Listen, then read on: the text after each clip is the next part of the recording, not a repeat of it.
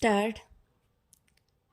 लोकसभा चुनाव की घोषणा आगामी मार्च के दूसरे या तीसरे सप्ताह में हो सकती है विराम, मगर चुनाव प्रचार अभी से शुरू हो चुका है विराम।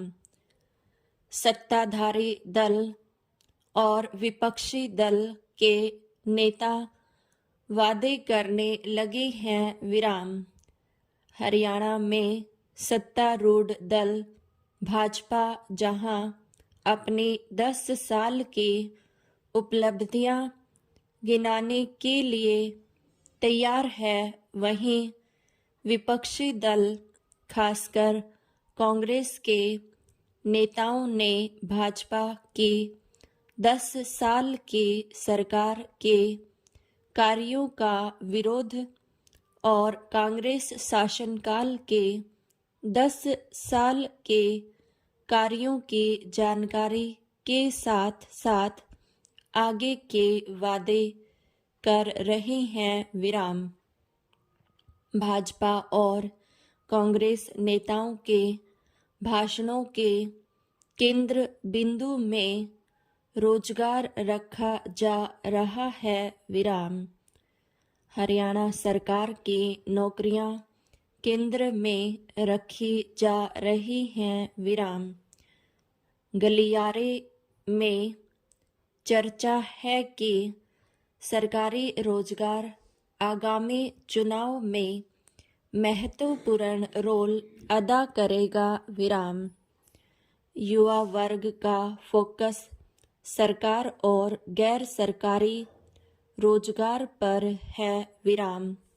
दुर्भाग्यवश पिछले 3 साल से हरियाणा में ग्रुप सी और डी के नए विज्ञापित पदों में से किसी पर भी भर्ती नहीं हुई है विराम। जो पद पहले से विज्ञापित हैं और सीईटी से पहले उनकी भर्ती प्रक्रिया शुरू हो चुकी थी, उनमें से जो पद रह गए थे उनमें से कुछ पर भर्तियां जरूर हुई हैं विराम। मुख्यमंत्री मनोहर लाल डंके की चोट पर कहते हैं कि बिना पर्ची बिना खर्चे प्रदेश में 1.06 लाख सरकारी नौकरियां उनकी सरकार में दी गई हैं और अगले 6 महीने में 60,000 पदों पर और भर्ती होगी विराम। मुख्यमंत्री ने यह भी कहा है कि हरियाणा कौशल रोजगार निगम के जरिए अस्थायी पदों पर नियुक्तियां की जा रही हैं विराम। ऐसा कर ठेकेदारों के चुंगल से छुटकारा दिलाया गया है विराम। मगर पूर्व मुख्यमंत्री भूपेंद्र सिंह हुड्डा, उनके सांसद बेटे दीपेंद्र सिंह हुड्डा और प्रदेश कांग्रेस अध्यक्ष उदय भान इन सरकारी नौकरियों पर भी सरकार को घेर रहे हैं विराम।